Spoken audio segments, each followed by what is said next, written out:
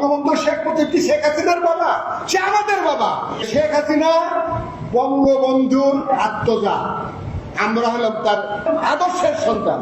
আজকে বঙ্গবন্ধুকে এত অপমান করতেছে, আমরা চুপ করে আছি কেন? 24 সাল নাকি মুক্তি, দ্বিতীয় মুক্তিযুদ্ধ। এই শহরে বাচ্চারা যে এই কথাটা বলে, তখন আমাদের আত্মহত্যা করা উচিত।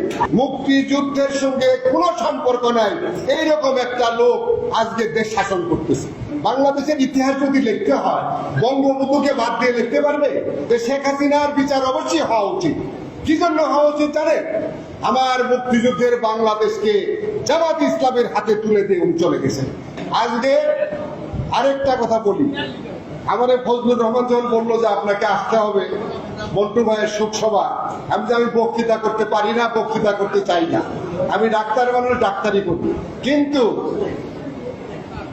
এই ব্যাপারে যদি আপনারা যারা আমরা এখানে আছি, মন্টু ভাই তো মরে গিয়ে বেঁচে গেলেন, আমরা তো এখন মুরগির মতো হয়ে আছি। মুরগি ওই যে ট্রাকে ভ্যানে যে মুরগি নিয়ে যায়, আমরা মুক্তিযোদ্ধারা মুরগি হয়ে গেছি। নতুবা কি করে এই বাংলাদেশে মুক্তিযুদ্ধের সঙ্গে কোনো সম্পর্ক নাই এইরকম একটা লোক আজকে দেশ শাসন করতেছে, এবং আমাদের বিরুদ্ধে যত কথা হচ্ছে সেই কথাগুলা উনি নীরবে সম্মতি দিয়ে যাচ্ছে। এই যে সম্মতি দিয়ে যাচ্ছে, বঙ্গবন্ধুর বাড়ি ভাঙা হলো, বঙ্গবন্ধুর বাড়ি শেখ হাসিনার বাপ লাগিয়েছে। এই অর্বাচীন ছাত্ররা জানে না। এই অর্বাচীন ছাত্রদের আমি লিখেছিলাম যে শেখ হাসিনার বিচার অবশ্যই হওয়া উচিত। কি জন্য হওয়া উচিত জানে? আমার মুক্তিযুদ্ধের বাংলাদেশকে জামাত ইসলামের হাতে তুলে দিয়ে উনি চলে গেছেন। উনি তো চলে যেয়ে বেঁচে গেছেন। আমরা এখন জামাত ইসলামে আমাদের কি করবে আমরা জানি না, আমরা তো মুরগি হয়ে গেছি। আজকে আপনাদের সবাই, আমি আর বেশি কথা বলতে চাই না। আমি ফজলুর রহমানকে বলেছিলাম বক্তৃতা করে কোনো লাভ হবে না, বক্তৃতা করব চা পান খেয়ে।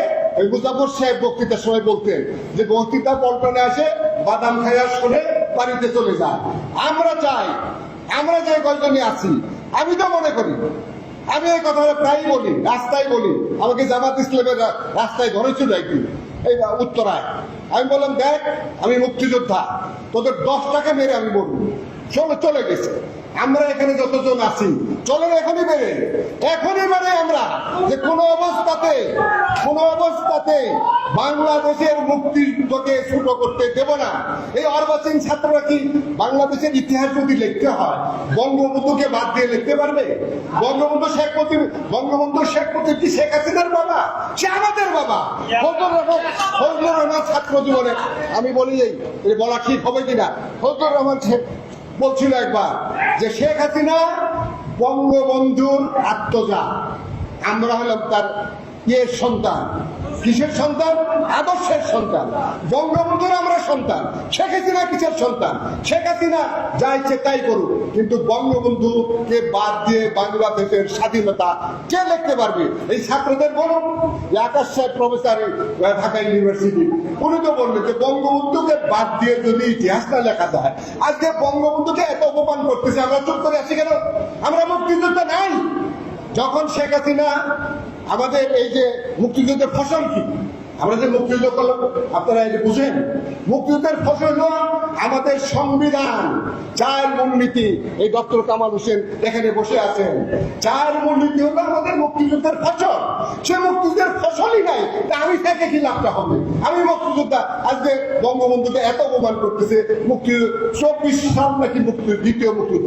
এই শহরে বাচ্চারা যে এই কথাটা বলে, তখন আমাদের আত্মহত্যা করা উচিত। দ্বিতীয় মুক্তিযুদ্ধ কোথায়? আমাদের আত্মহত্যা করা উচিত। আমি ফজলুকে বলছিলাম যে আমি যাবো না, কারণ আমার বক্তৃতা করলে আমার হুঁশ থাকে না। এখন যে বেঁচে আছি, এই বেঁচে থাকাটাই উচিত না। হয় আত্মহত্যা করা উচিত, নয় মাঠে নামা উচিত। বঙ্গবন্ধু সম্পর্কে, বাংলাদেশের স্বাধীনতা সম্পর্কে, মুক্তিযুদ্ধ সম্পর্কে যদি আরেকটা দ্বিতীয় কথা ওঠে, আমি বেরোবো, আপনারা শুনবেন। প্রফেসর ডাক্তার মাহমুদ বীরবতী শহীদ হয়েছে, রাজি ছিলাম, শহীদ হয়েছে।